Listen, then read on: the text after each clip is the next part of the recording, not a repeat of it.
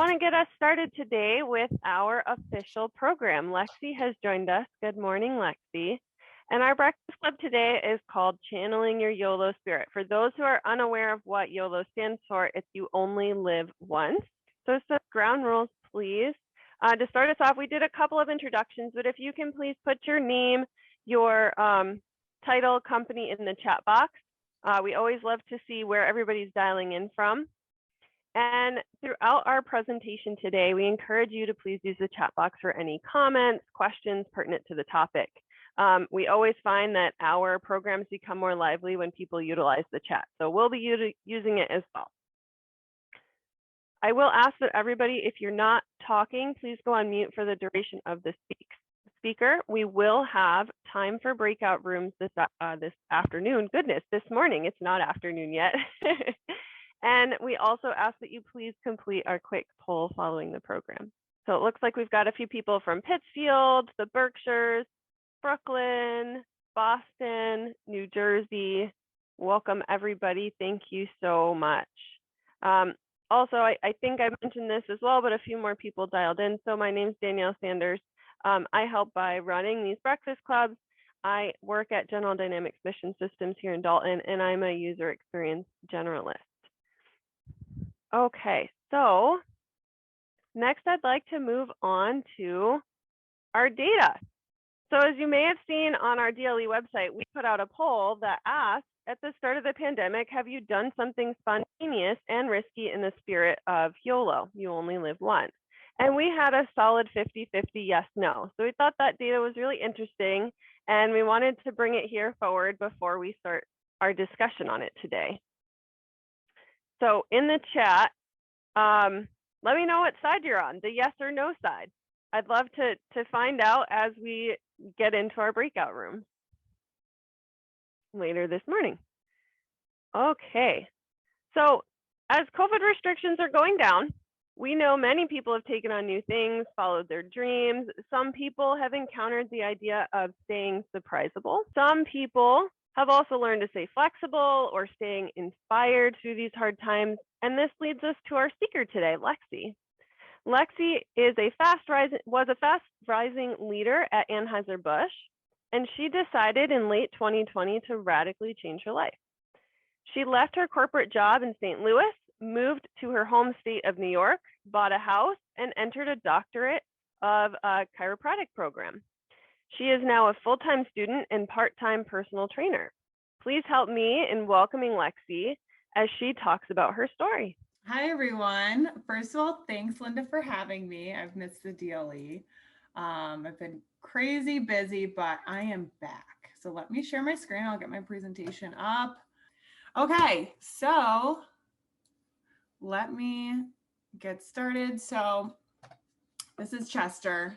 I love sunrises and sunsets, so that's where that comes from.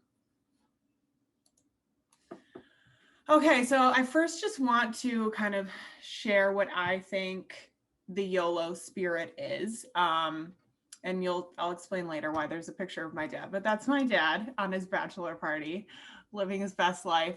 So speaking of summer reads, if no one's read Untamed, it's also geared a lot towards women, but there's a ton of really, really good information. Highly suggest, you'll see a lot in this presentation, and just kind of like in my life, I love Glennon Doyle. So this is a quote from that book that I think really embodies the YOLO spirit.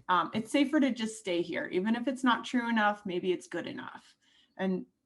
But good enough is what makes people drink too much and snark too much and become too bitter and sick and live in quiet desperation until they lie on their deathbed and wonder, what kind of life, relationship, family, or world might I have created if I'd been braver?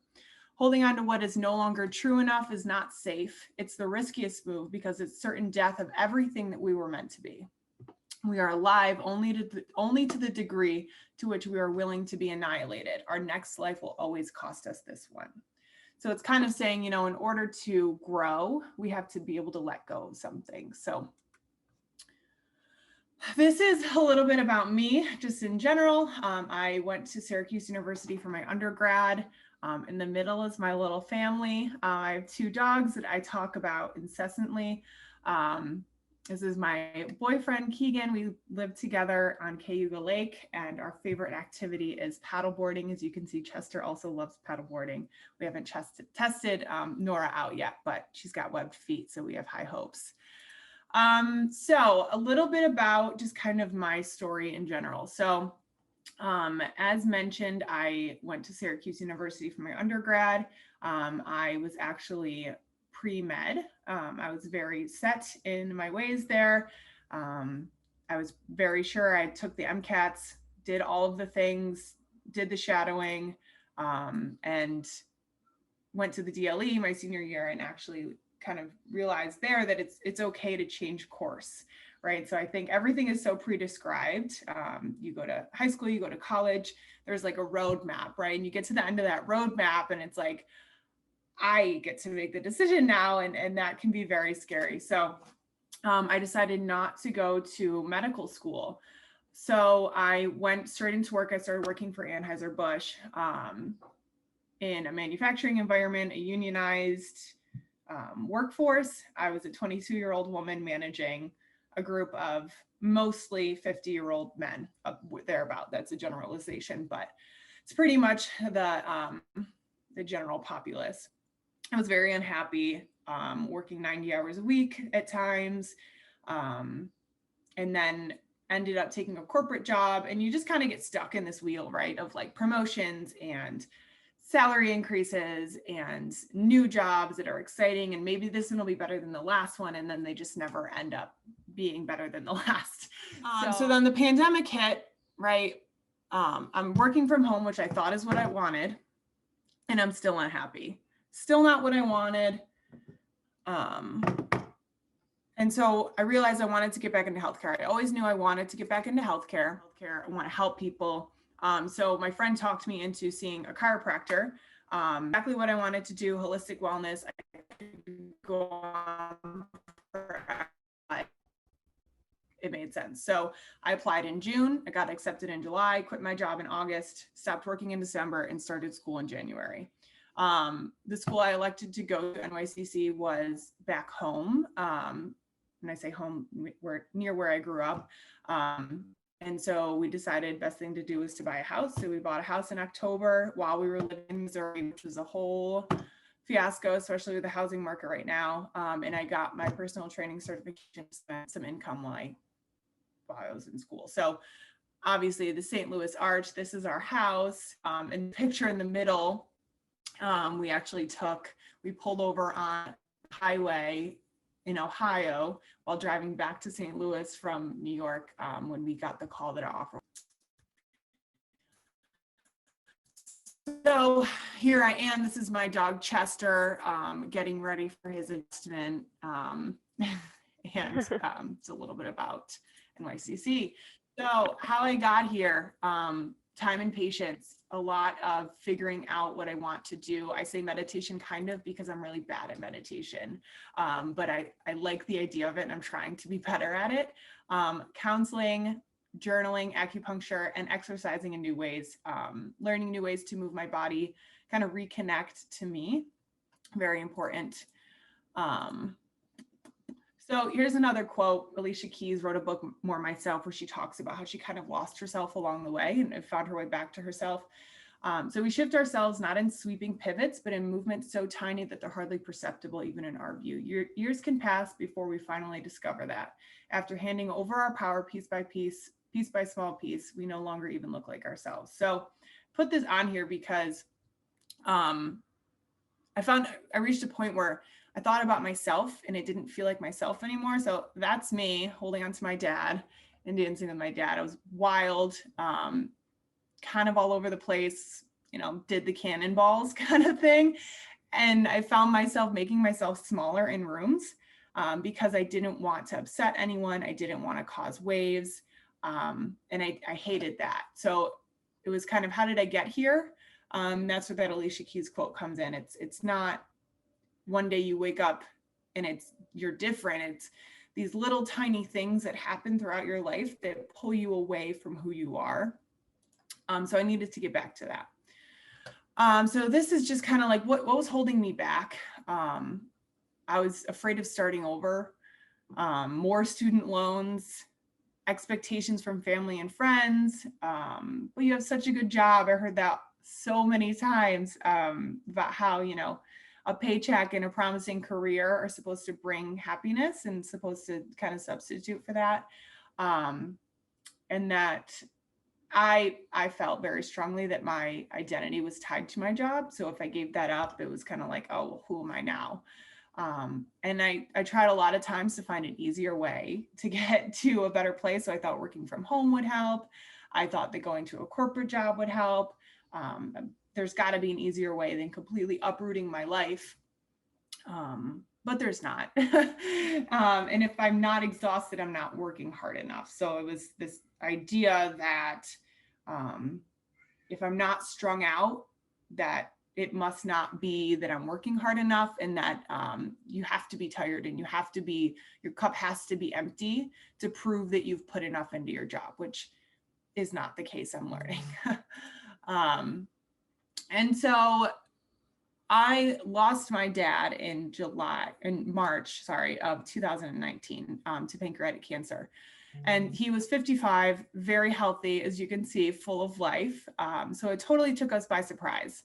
And I really like this quote because I think it kind of sums up how I feel about it. Death is a gift meant to wake up the living, to nudge us toward a life of purpose and intention. So his death kind of reminded me, we only got one shot at this, right? And it doesn't matter if you think that you have more time, because you might not. So why it truly is YOLO, right? Like you have to spend your time doing what you love, because at the end of the day, my dad didn't regret not going to work one day. He didn't regret calling in sick. He regretted not spending more time with the people he loved. He regretted not doing the things he wanted to do because he thought he had more time. And so this kind of brings me to my why. My core values didn't align with what I was doing every day. I didn't feel like I had integrity. I didn't feel like I had honesty. I didn't feel like I was making a difference. And I didn't feel like I had purpose in my job. And there's such a big difference when you wake up and you feel like your life connects to your everyday. Like I felt like I was living two separate lives. I felt like I had my life, and then I felt like I had work. And the fact that those two didn't mesh didn't work for me. And I woke up dreading the day. So I woke up being like, oh, all right, here we go. Got to go to work. And I was wishing time away. And since my dad got sick, I have this very interesting relationship with time. It passes too quickly. There's never enough of it. I'm always chasing it, but I'm always wishing it away at the same time. And so I was sick of wishing time away. I didn't want time to go faster anymore. I wanted to repair my mental and physical health. So I could go into a whole other thing about how stress deteriorates your physical health. We all know how stress deteriorates our mental health. So I decided it was time to address that. And then bet on myself. So what was stopping me from investing in myself in terms financially, but also I'm going to do this crazy thing. I would give up so many things for so many people. Why not myself? Right. And then remembering my wild, getting back to that picture of the girl with unbrushed hair. I now brush my hair, but going back to that person and saying, what happened? You know, why don't I have this wild? Why am I making myself feel small on purpose? And so just a couple of retrospective thoughts after kind of doing this big change. Nothing in life is easy. So you got to pick your hard. It's hard to stay in a job you hate. It's also hard to give up that job and try something new. So you got to pick that hard, right? It's hard to be unhealthy.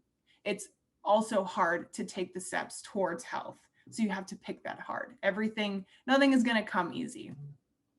Relentlessly chase what brings you joy. As long as you chase that, things will follow. And I know that's a very cliche thing, but it's true. And and I'm almost done. It's the everyday that matters. So you have to wake up every day and be happy with your life. There's no lavish vacation that a high salary job could give you that will replace you waking up every day and being unhappy. So you have to chase that every day. Concerns and lack of support from other people has more to do with their fears than it does with your own. So you have to take a second and think, does this apply to me, or is this their own stuff that they're kind of reverberating at me? Life is unpredictable, so be flexible and open. I think it was in a DLE program that I learned that happiness equals expectations minus reality. So if you have all these set expectations, and if things don't go exactly the way you think they are, you're gonna be unhappy. So you have to be flexible and be open. And what if it all went right? Like, what if you take this big leap and there's so many things that happen in your head that say, this could go wrong and this could go wrong and this could go wrong. But what if it goes right? And fill up your cup. This is one I struggled with for a long time. It feels selfish to do self-care, I think, a lot of the time, especially I'm a very empathetic and kind of giving person. So it's your responsibility to the people that you love. When your cup is full, you can help them. When it's not, you can't, and you tend to take away from them. So when you're rested, when you're healthy, when you're happy, you are able to provide and care for the people that you love in a much better way than you would when your tank's half full.